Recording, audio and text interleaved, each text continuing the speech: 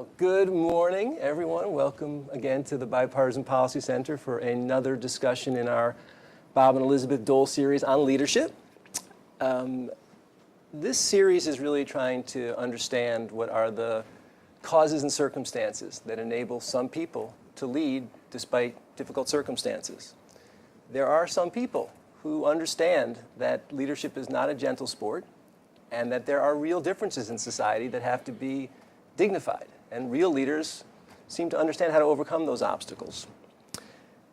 Today, to kind of explore what leadership means, we are delighted to have a remarkable guest who is the founding director of the Smithsonian National Museum of African American History and Culture, Lonnie Bunch.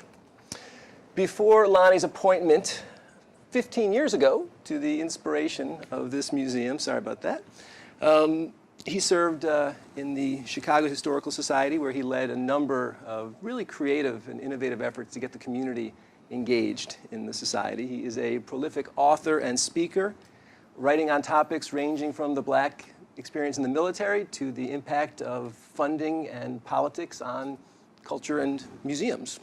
He has traveled and continues to travel the world giving lectures, and most important, he has drawn on his life experience to give us the gift of the National Museum of African American History and Culture. And before I have the opportunity to ask Lonnie some questions, and then you will all have the same, just wanted to acknowledge that we are proud to name this series in the honor of Bob and Elizabeth Dole, both of whom are proud partisans who over their careers have really overcome a lot of diversity, and they've shown what we think is the kind of spirit of the Bipartisan Policy Center, which is the confidence and the creativity to try to build a better country. So let me kind of start the conversation with what I said a little while ago, which is you have really helped to create the story of this country that now 5 million people have actually personally experienced and tens of millions of more have benefited from. But I want to start a little bit with not the story of the country, but the story of Lonnie. What got you interested in history? Well, I grew up in a town in New Jersey that was overwhelmingly Italian. So I grew up speaking Sicilian. I still curse with the best of them. And I wanted to understand how I was treated in certain ways. There were certain people in the neighborhood that would treat me wonderfully. There were other people who, I remember playing basketball once in a backyard with these kids, and the mother came out to give everybody something to drink, and she saw me and said, "You drink out of the hose." So I wanted to understand why certain people treated me fairly and certain people did not, and I thought if I understood more about the history of this community, maybe that would help me. And that ultimately got me excited about history.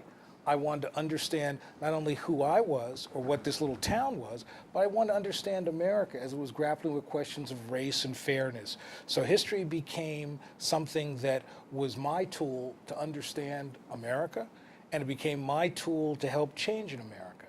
And that's what got me excited about history. So, one of the imaginations about leadership that a number of people have shared with us, one way or another, is that it's fundamentally about just being goddamn stubborn.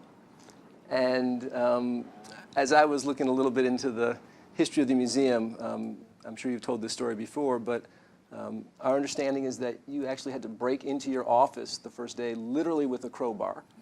And I've seen you say a number of times that the key to success is to make a way out of no way. Give us a little bit of a sense, it's easy to see the museum now as this glorious place, but what was it like when you were just getting started? Did you ever think you'd get here? Oh, there was no doubt in my mind we'd get it done. There was never any doubt about that. I was fortunate to be able to work with people like Sheila Burke at the Smithsonian who really believed. And so I knew we would pull it off. What I didn't know was how we were going to pull it off. And so I think that the greatest strength I had was a kind of nimbleness, to believe that we could pull this off, but to figure out what are all the political challenges, the fundraising challenges, the scholarly challenges, and then slowly go to work at each one. But there was never a moment that I didn't believe that we could pull it off. There were moments that I didn't believe I was good enough to lead the process, but I knew that we would pull off this museum because it was too important for America not to be successful. Yeah, so I want to drill down there a little bit because I run this thing called the Bipartisan Policy Center. I have this in my own mind, kind of this inspiration desperation index, kind of on a day-to-day level, just in terms of how we're doing. Talk a little bit about there were some hard moments. You were dealing with, people think of museums as these kind of effete, refined institutions, but I know you had some really tough questions to answer. Give us a little bit of insight into some of those hard ones and how you navigated them. Well, I think one of the hardest things is this is a museum about race. Race is the most difficult thing in America to talk about, to understand, to debate. So what I had to realize right from the beginning was this had to be a museum that wasn't just about yesterday. It had to be a museum that used history to help us understand the world we are grappling with today. So just trying to figure out, what does that really mean? Wouldn't it be easier just to be a place that looked back? But I really felt that it was a valuable tool for the American public to understand itself. So really trying to wrestle with how to be relevant was really essential. But I guess it was really hard on so many levels because candidly, if you just had to build a building, that's hard enough. If you just had to raise money, that's hard enough. If you had to build a collection, that's hard enough. If you had to hire a staff, that's hard enough. So for me, the key was that I do not understand, even though I just spent 6 months writing the book about it, I don't understand how I really believed we could do this. Because the reality is, when you start with a staff of 2, when you have no idea where the museum would be, you have no collections, you have no money raised, all we had, however, was a belief that African Americans deserve this story to be told after 100 years. And I was committed to making sure it wasn't another 100 years before this story came forward. So, one of the really interesting tensions that I think the museum navigates beautifully is that part of this was just what you said, that the African American community deserves this. And a lot of the inspiration for this was to tell that story, honor that story. Yet this is a museum for the whole country. How have you tried to balance the need to make this really something that is special for the African American community, but not have that alienate or reduce its impact to others? I think that's to be honest, the most important thing we did was to say this is a story about America's identity through an African American lens. That I did not want, I had seen a lot of wonderfully important ethnic museums, but they were really about their community first and foremost. And I felt that the story of Black America was too important to be just in the hands of one community. That it really was the story that profoundly shaped the nation. Our notions of resiliency, optimism, spirituality. So what I did is I sat down from the very beginning and said to staff, every exhibition we do, I want to see a line where you tell me, here's where this illuminates the African American experience, and here's where it illuminates the American experience. So that we could make sure that everything you did, no one can say this was a story by Black people for Black people. But that rather recognizing that being on the mall, being part of the Smithsonian, gives you an opportunity to engage audiences that won't wrestle with these questions in Chicago, New York, or LA. So I wanted to take advantage of the Smithsonian, and I wanted to do something that mattered. I wanted to not craft a museum that would be this wonderful notion about yesterday, but a museum that would force us to grapple with race today, as well as looking back. And we're gonna look forward. I want to talk a little more about the museum and your own history.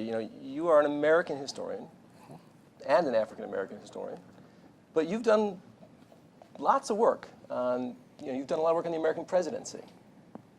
In this context of leadership, when you were focused on the American presidency, what kind of drew you to that, and what kind of lessons do you think we can take from it? I'll tell you what drew me to that. I was the associate director in charge of all the curators at the Museum of American History. And I was called before Congress, and the question that one member of Congress asked me was, can somebody African American be in charge of America's history? And I was so offended by that notion that I could only know one aspect of it, so that I realized that what I wanted to do was make sure that I understood the fullness of the American experience and that I could bring that to bear. So the opportunity to do an exhibition on the American presidency, an exhibition that is still up at the Museum of American History, was really an amazing opportunity because it allowed me to think about America writ large. There's nothing more quintessentially American than understanding how presidents get to shape a country and how countries shape a president. And so for me, that just reminded me always to say, this is a story that an American historian who happens to be black can tell. You described that, I think the exhibit was named The Glorious Burden.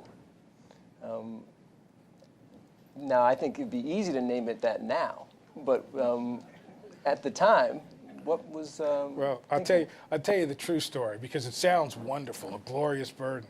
What happened is I had a researcher, and we were struggling to figure out what the name of this was, and this researcher said, I said, find something that Jefferson said. I mean, you can always count on Jefferson, right? So he comes back and he says, well, Jefferson said the American presidency, it's a glorious burden. So I remember calling the secretary of the Smithsonian, Larry Small, and Sheila, and saying, we got the title. At 10 o'clock at night, the kid calls me and says, I screwed up. Jefferson didn't say it. So wait. And so he's on the phone crying, I'm crying. And You'd already monogrammed the towels? I was there, it was ready, you know? And so I decided that we'd go with it, but tell the truth, that an author wrote the book called A Glorious Burden. But I think the notion of the burden of being president was much like the burden of being a museum director, but it was also glorious because the challenge to be able to do something that matters, that gets to shape the way a country views itself, that's what a good president does, that's what a good leader does. So all of us have mentors in our lives who have had kind of unique impact on the trajectory of our careers and who we are. Are there some people that you'd like to reflect on who you really have been led, taught, kind of shaped by? Everybody who told me I couldn't do something was a mentor. I think in a way, like many of us, I was shaped by my parents. You know, my father used to always talk about all the time that you never let anybody define who you are, and that you've got to be, unfortunately, as he used to put it, if you're African American, you got to be twice as good to get half as far. And so this notion of always pursuing excellence, no matter what it was something that was ingrained in me from being a child. And then I think the other thing that really was, while I had wonderful professors, what I really remember more than anything else is looking at pictures of African Americans dealing with segregation, dealing with slavery, and I realized that those were the people that mentored me. I wanted to make sure that their stories were told and that their names were remembered and that their lives mattered. So for me, it was more about how do I make sure the people that are anonymous, the people that are nameless, how do I make sure that they're told and they're explored and they're understood? That's what motivated me more than anything else. So a couple more questions about the creation of this remarkable museum. You mentioned that you had to raise a little bit of money. I think it was over $500 million. I know that that's difficult. Yeah, that's an understatement. Yeah. I mean, obviously you had some real partners in that, but what was the process? I mean, when did you believe that you actually had that kind of momentum to build something that was really this glorious? Well, I'll tell you, one of the great lessons was the secretary of the Smithsonian said to me that was so helpful in this process. When I was asked to come back, before I took the job, I was asked to go to a board meeting to talk about fundraising. So I walk into this board meeting and they put me next to Oprah Winfrey and Bob Johnson and the CEO of American Express and Time Warner, and I'm terrified. I mean, what am I doing? I'm this kid from Jersey in this room. And the secretary of the Smithsonian saw how nervous I was, and the next day he said to me, you've got to remember something, that you were in the room with the people that can raise all this money. They're the most important people in the world. They're at the top of their game, but you're at the top of your game, and they want to be with you. And that really made it easier for me to feel comfortable fundraising. That it was, I realized that people give to people care about a good story, and I thought the Smithsonian brand, that this was an important story to tell, But there's no doubt that fundraising is simply a grind. It is doing it every day. It is going to people, getting comfortable people saying no. It was so hard, though. I will tell you one story without names that really almost broke me from this, and that is one of our board members said to me, "You need to go see Corporation X." And I went up to see them, and the foundation people said, "We'd love to support you, but this is beyond what I can do." So I gave up, forgot about it. And then I got a call saying, "Well, you need to come up and see the CEO." And so I get up early, catch the 6 a.m. train, and I go to see this individual. And when I walk in, he said to me, his exact words were, "I'm not really interested in supporting you at all, but I did this as a favor to my boss. So basically, you can now go back to Washington." And I remember thinking, if that had happened very early in this process, I'd have been devastated. It was all over. Instead, it just made me angry, and I vowed that I would never let anybody not support this museum. And so I think it was really about thinking about how do you make this an American story so that everybody could get excited about it. I think that was key to the fundraising. And the other thing was that, candidly, it's the Smithsonian. You've got to love what the Smithsonian can be, because when the Smithsonian's at its best, there's nothing like it. And when the Smithsonian's bad, it's still pretty good. Wish we all had that benefit.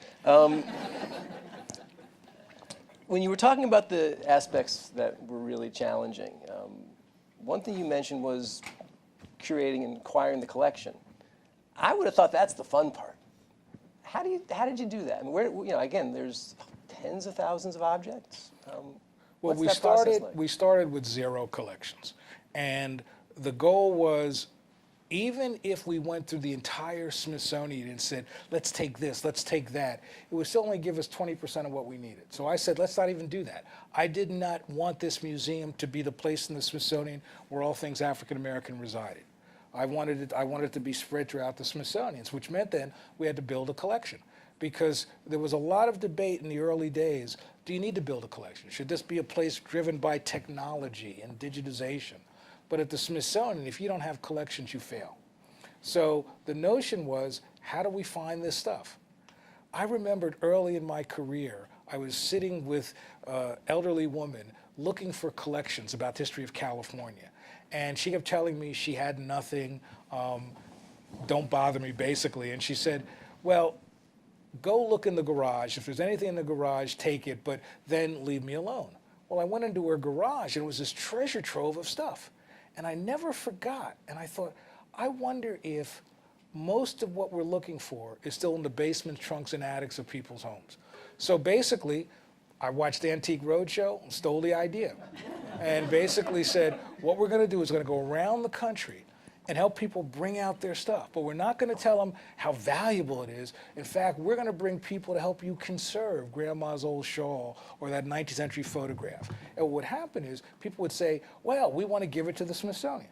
Well, the first response was give it to local museums. I wanted local museums to benefit. Now, if it was really cool, it came back to the Smithsonian. But it allowed us to collect over 40,000 artifacts that allowed us to tell this amazing story. So it was the fun part of it, but it was the part that worried me more than anything else. Because I thought we could raise the money, we could build a building, but if we didn't find the collections, we would fail. That was my biggest fear. So the expanse of the collection, from a piece of a sunken slave ship to Michael Jackson's glove, is a pretty wild idea. Were there any boundaries on what you thought? I'm making this up as I go along. I mean, that's the fun part of it. The part of it was that we had to do things in a kind of, I always described the building this museum was like going on a cruise at the same time you're building the ship. So we had to really, while we didn't know what all the exhibitions would be, we didn't know what all the collections would be, we had to do it in an iterative process. And so I spent the first 2 years interviewing people, doing focus groups, getting an understanding of what the public knew and didn't know about African American history. And then that allowed us to begin to think in broad strokes what the exhibitions would be. We should do something on slavery, something on civil rights. And that allowed us to begin to look for certain kind of collections.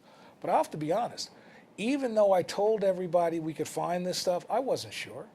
And it really came home to me when I got a call from a collector in Philadelphia who basically had heard that we were looking for stuff. And he called me and he said he had material on Harriet Tubman.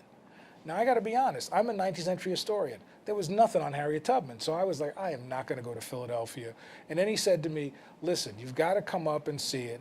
And I'll tell you what, if you come up, I'll buy you a cheesesteak. So I'm like, okay, all right. So I go to Philadelphia, and this guy who has this is a former Penn State football player. He's huge, 6'4", 300 pounds, big guy.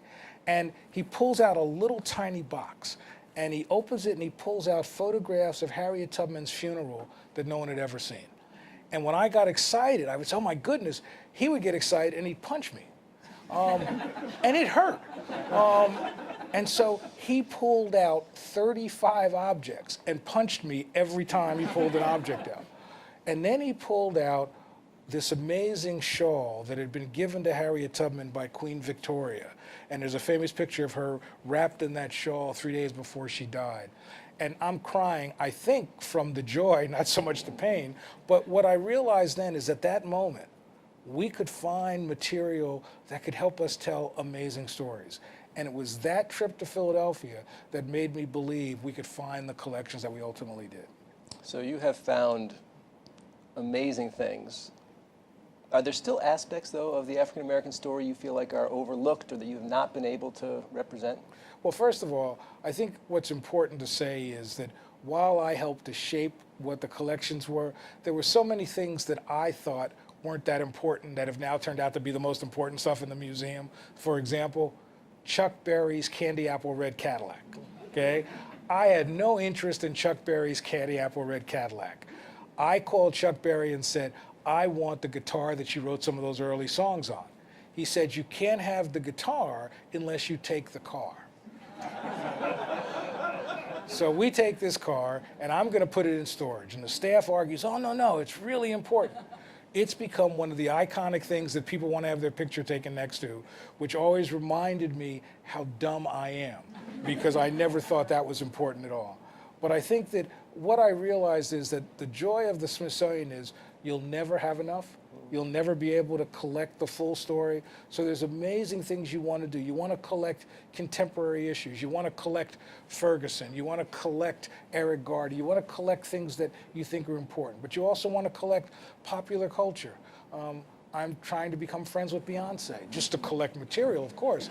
If you need any help. Well, you know, I may. But I think that what you realize is that a museum has to be looking forward.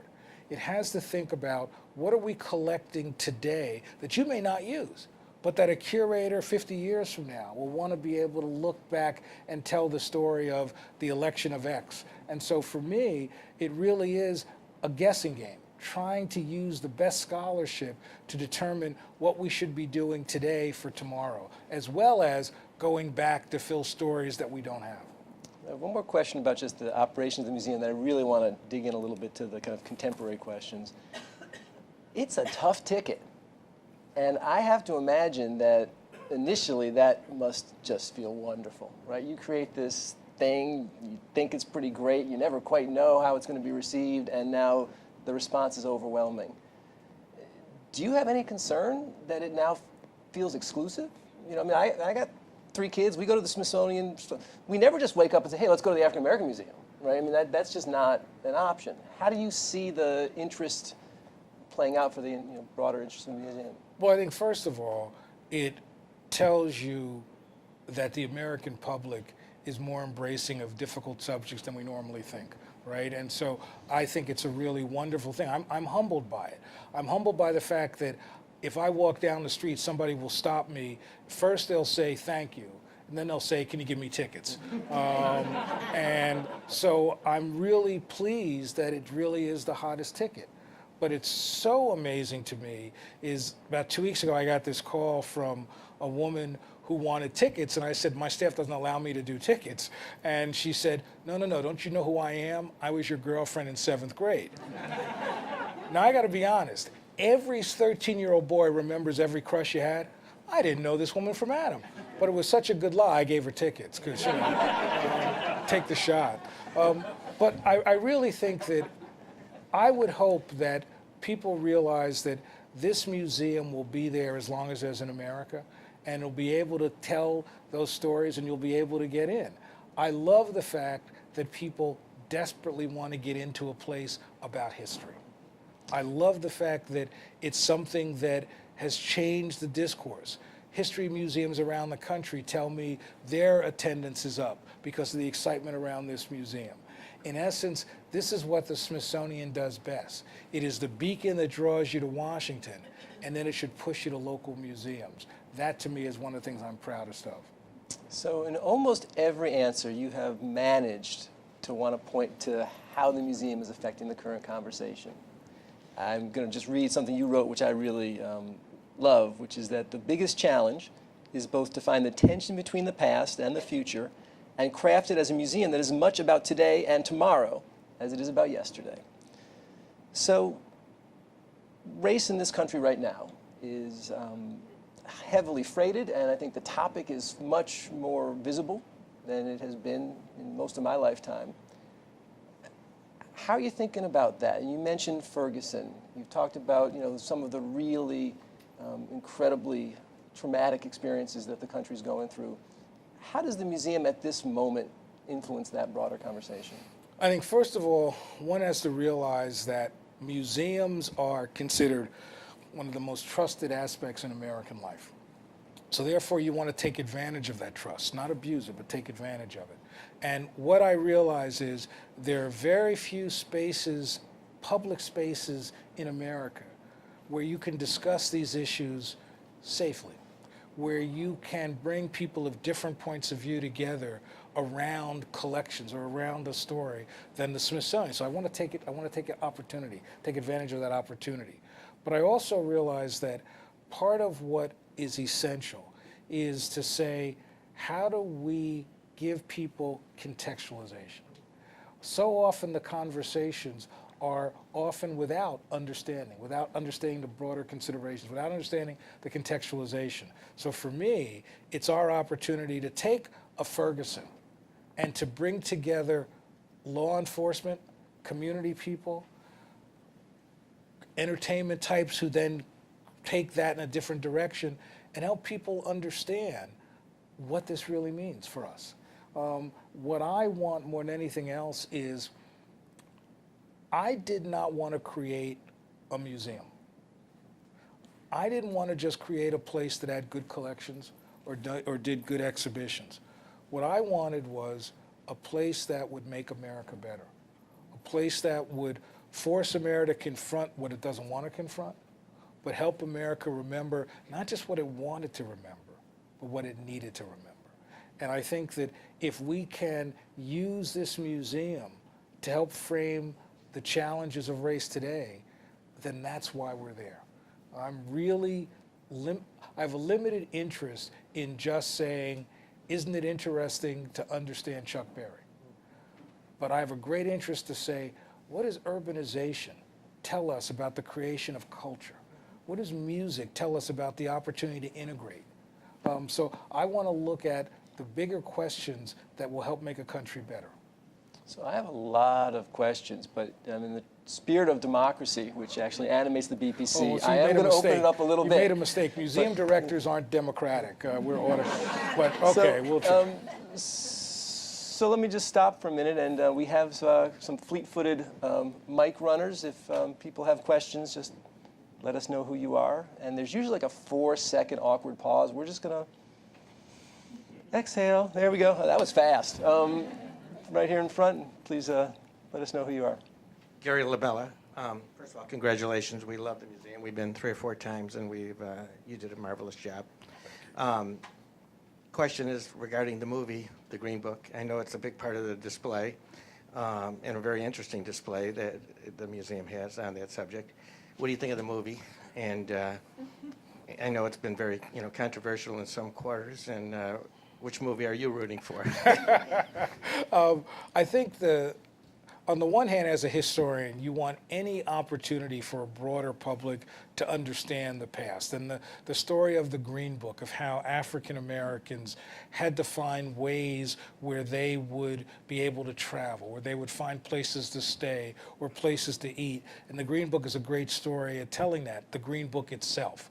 The movie, in a way, isn't about the Green Book, right? The movie's got a great title, but it's really not about the Green Book. I'm very pleased that it's led to more interest in what this Green Book is. But I also think that the movie does a really better job than many movies that are buddy movies. Usually these movies are told through the lens of the white community, and the black character is sort of secondary. In this movie, they're kind of equal partners. So I think that for that, it's very important. I just wish it was more about the Green Book than what it's really about. Some other questions, I think I saw in the middle, right up front. I'm Rosemary Reed, and you've been in my studio doing an interview before. Tell me about the crowbar. You mentioned the crowbar, and was that just a joke? This was not metaphor. This was the real deal. And then how would you define the particular leader that's in charge of our country right now, and how that's affecting the African American community? Crowbar, huh? What happened is that when I came back, I had an office in the castle, and then one day, my dear friend Sheila Burke said, "You now have offices in L'Enfant Plaza." And I was so excited, I took my whole staff, one other person, and we went over to L'Enfant Plaza where the offices were. And we got there, we're really excited because I'm real now. And I go to open the door and it's locked. Okay, so I go downstairs and go to the main desk and I say, "I'm Lonnie Bunch, the director of this new museum." And the lady said, "I don't know who you are. We have no way to let you into this office." And I'm thinking, oh, you're kidding. So then I thought, all right, let me go to where the real power is. So I go down to security. And I said, okay, listen, I'm the new guy in town. I want to get into this office. And they said, we have no idea who you are. And my favorite thing is they said, we don't want you to break into an office and steal something. And I said, it's an empty office. What am I going to steal? But I'm standing there. I go back in front of the office. I stand there with my one staff person. And a maintenance guy comes by, and he's got a cart. And in the cart is a crowbar. So I actually used the crowbar to break into the office. The door was always a little bent for you. I promise I didn't do it if the people here are asking me about it.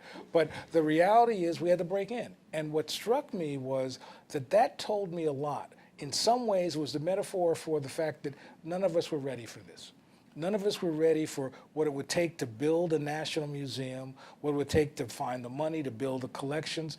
So breaking in really convinced me, one, that we're going to have to break in many other areas in order to be successful.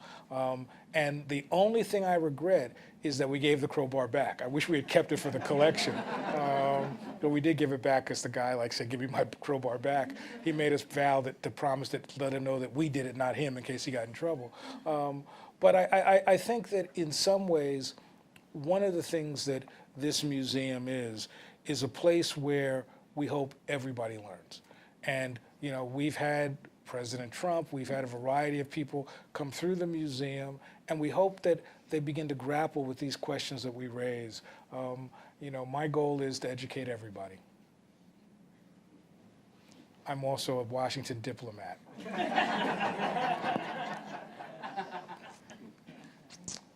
Some other questions, please?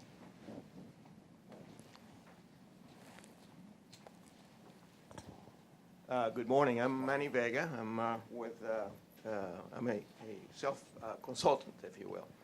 My question is, America's history, of course, is composed of many ethnic groups that have made contributions. Is the African American museum experience, is it propelling or making other ethnic groups want to have their own representation in the Washington community, that is the Smithsonian community, to show their contributions to America's history? I think there's always a desire for a variety of communities to make sure their stories are told, especially on the National Mall. The challenge is how to do that, right? What I think is really important from the work we've done is to say to ethnic museums.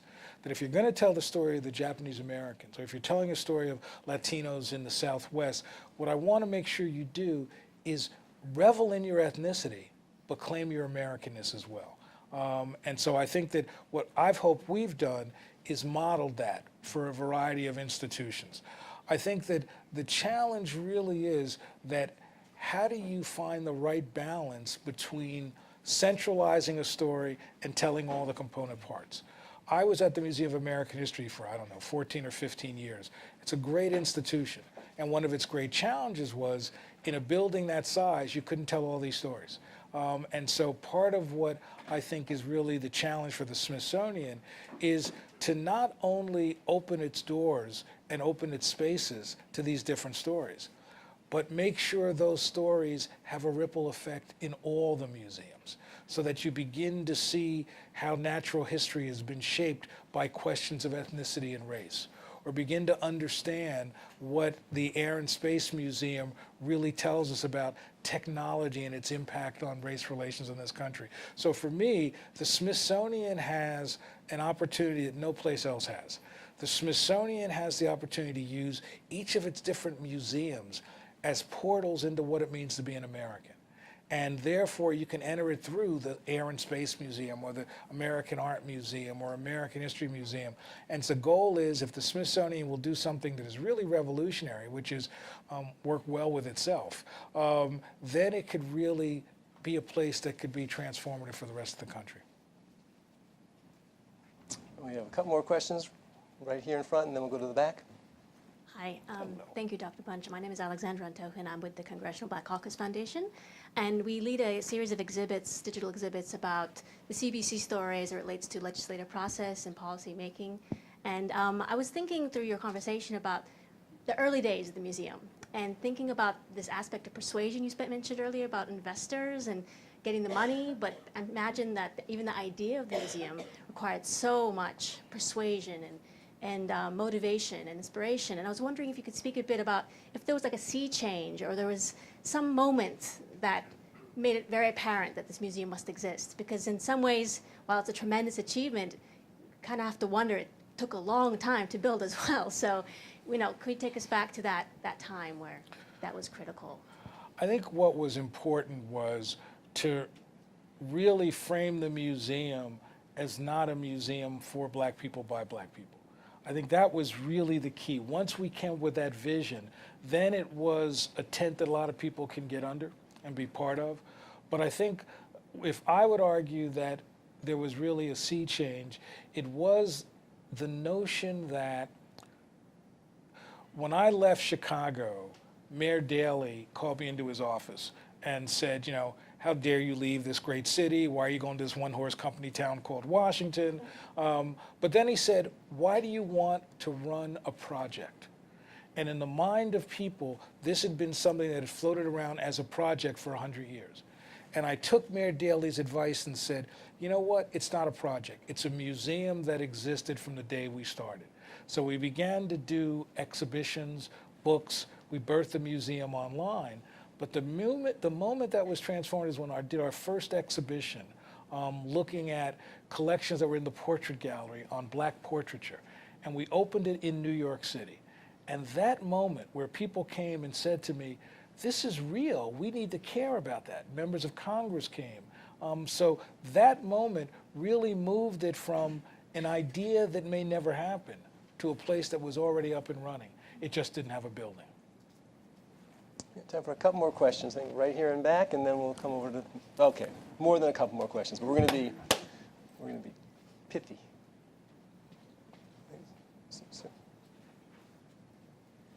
Hi, Jeff Pickering with the Southern Baptist Convention's Ethics and Religious Liberty Commission, and one of the most striking moments walking through the museum for me is Jefferson and the display of the Declaration of Independence when the ceiling goes all the way up. Can you talk a little bit more about how that display came to be?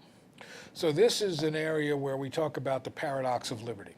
And this was a conscious decision on my part to say, how do we take the best example of how African American and American history come together? That notion of defining what America is. When you walk into this space, you see a statue of Jefferson.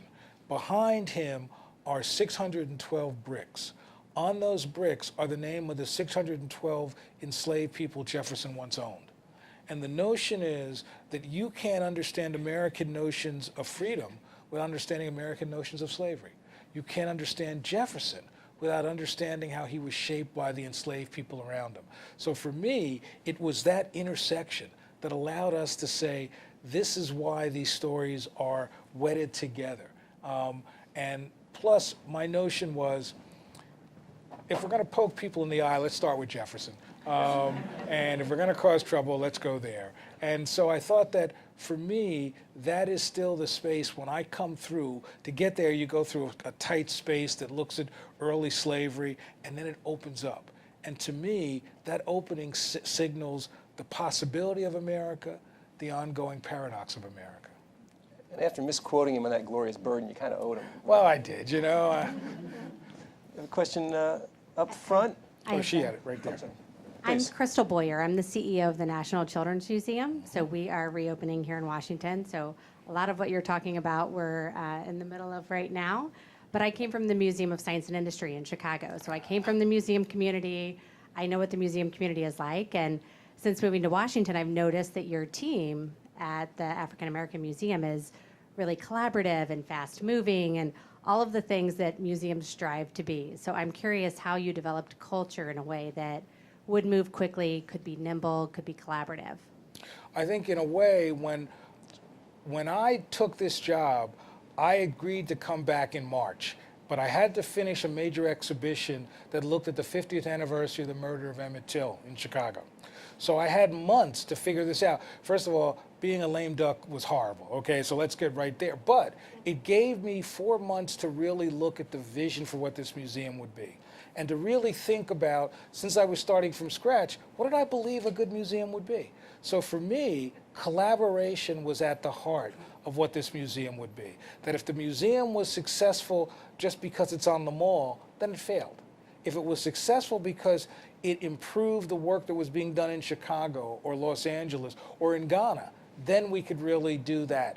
And I guess the benefit for me was every job I've had, I had to convince people, trust me, we can make this work. Suddenly I got to hire everybody. So I basically said, these are the kind of people we're looking for.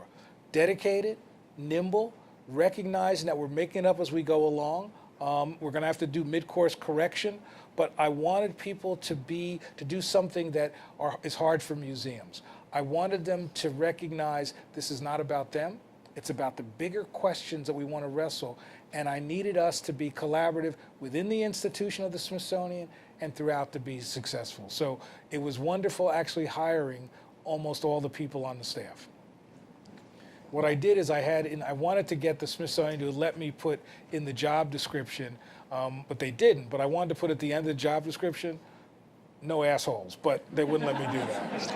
Yeah, actually, DC has a specific clause preventing that. My dear friend Babu. Welcome. I want to go back to something Do you a said. quick introduction. So I'm Babu Jackson. I'm the director of IT here at Bipartisan Policy Center. So I want to go back to something you said early on about you doubted that you were the right person to lead this. I want to know if you ever overcame those doubts and how were you able to overcome those doubts? Like so many of us, I always think that I'm fooling people and that somebody's going to shine the light and say, you're not that good. Part of it was recognizing that doing this museum was carrying the burdens of hundreds of years of history, carrying the burden of a community, and that was frightening. But what I realized is two things. I realized that for me, effective leadership was really about the ability to define reality and give hope. I was good at that. And then the other thing I realized was that I cared so much about getting this story right, about engaging new audiences, about using history as a tool to change a country, that I just felt that I could make this work. And while there were many times I worried that, that I have the political chops to deal on the Hill, how do I make sure that I am nimble enough in these meetings with potential donors to make mid-course correction to get their money? But I realized after a few successes that what this was really about was, did you care enough to give the time, the energy, and the creativity to make this work? And I vowed that this was going to be something that I would give everything I had to make work. And I wanted staff who believed that too, that this was greater than us, but this is about being able to make a country better, and therefore I wanted everybody to bring their A game. And ultimately, I convinced myself that I could fool everybody. Doing a heck of a job. I think we have one more question, two more questions, and then we're going to close this up. Hi, I'm Tim Shaw. I also work at the Bipartisan Policy Center. You've told us some really beautiful stories about some of the exhibits that kind of came together. I'm wondering if you could tell us about any other ones that were particularly surprising to you in terms of how they came together and how well they told this kind of interwoven narrative of African American history and American history together.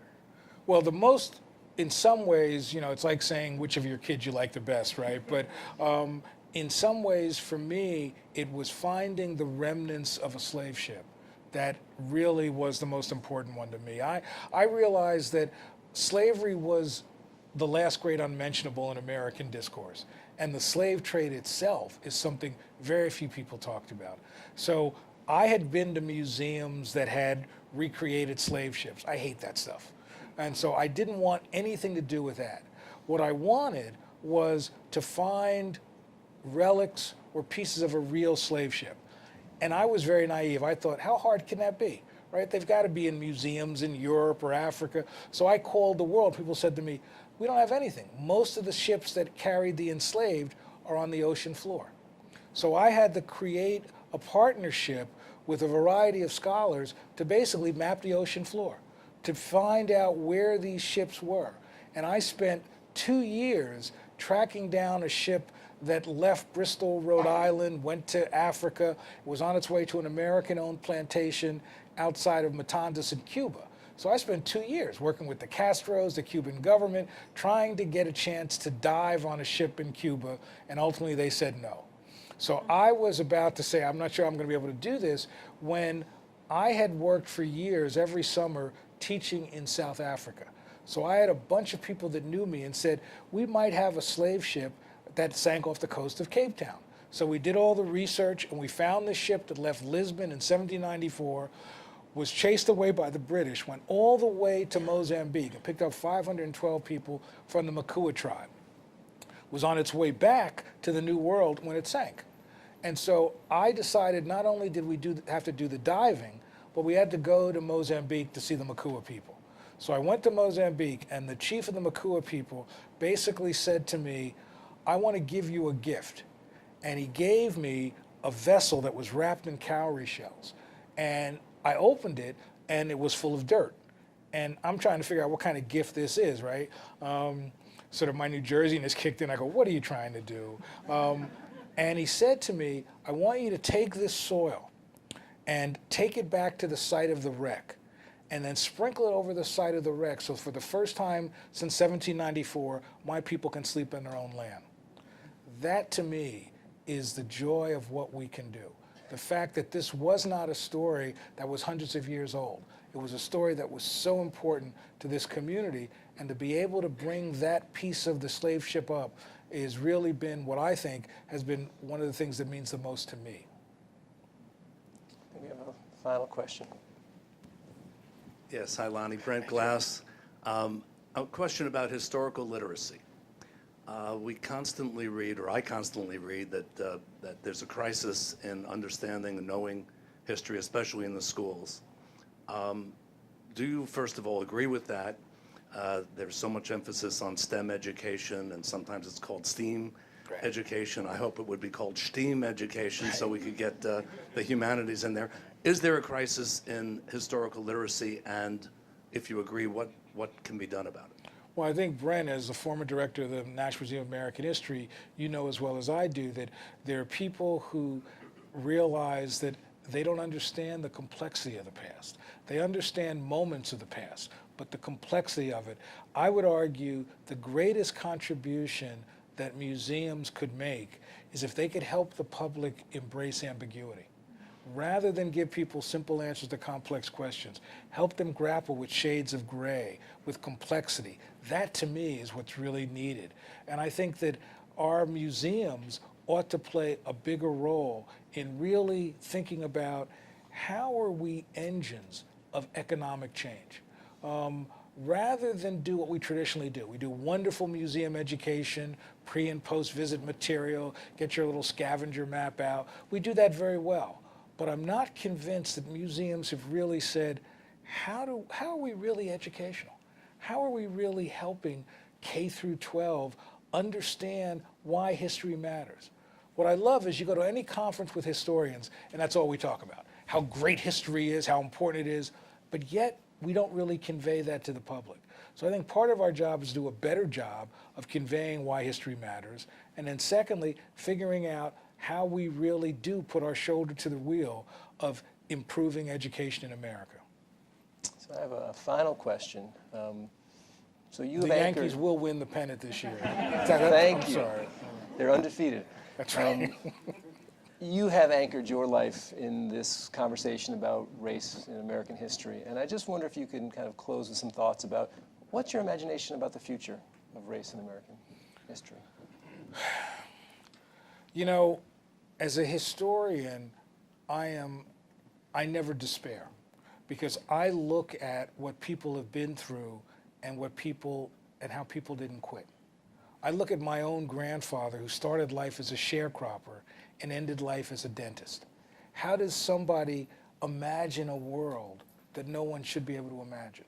So for me, I am hopeful that people will fight the good fight, will imagine an America that we can't imagine yet, an America where race will always matter, but fairness will trump race. That's the world that I dream and hope for. And looking back in the past, I believe that it's not without loss, it's not without amazing sacrifice. But there's no way in the world, just in my own life, that somebody's going to tell me to drink out of the hose. Just in my life, that's changed. So I am very hopeful. Worried that in the short term, the kind of hatred that I see bubbling up today, the kinds of death threats that sometimes we get in the museum, that worries me. But ultimately, I believe strongly in the greater good and that folks will come together and challenge and make America better. But that race will always be a divisive factor in America. And we'll never get to the post-racial world that many people thought we would. That's just not going to happen. Well, so I want to thank you for your determination and your imagination and for the gift of this museum. And I appreciate everybody being with us this morning. Thank you.